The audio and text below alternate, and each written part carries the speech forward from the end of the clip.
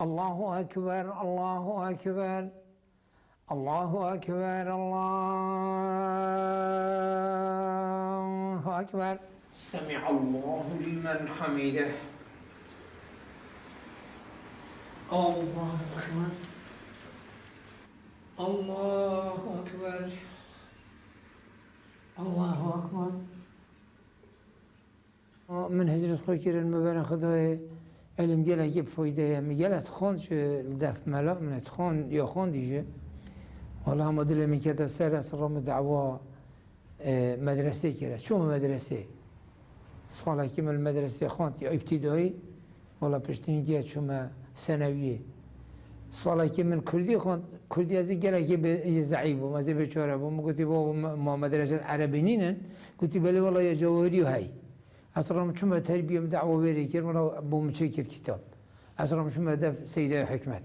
از قبیل کردم و وسیل دوام کردم و بعد 2 سال اسپری دوام کردم بله.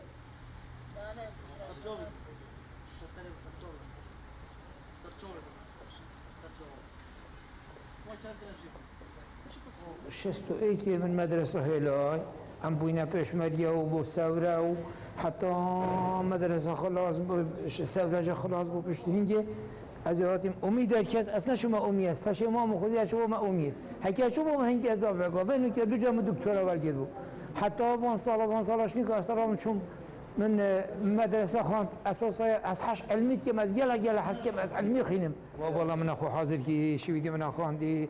دهیا من خواندی ابا علوم هی که خود حس کرد ان شاء الله دیده صابین امتحان دیگه بابو ها بگه از گله که به خوش از سما بره وی عمری ما از بگه بما شو بابو از افینا میره بس به خوش علم هی که من هبید بلا متشتکی دی نبید بابو. بله اینو که اشتهاد یه بیره تا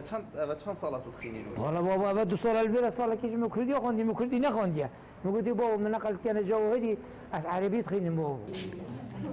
بشتی 40 سالان فقط یانج خواندنه حجی محمد سعید جارك هذه فدقريتا خاندنه لخاندنها جواهري اوي هيفين مازن دقال خاندنه هنا لورا او دبيشيت خاندن لهر چه دنبو لهر چه تمنبه وينا راوستينيتن برانبر هيفين وي سيبان عمدي NRT دهوك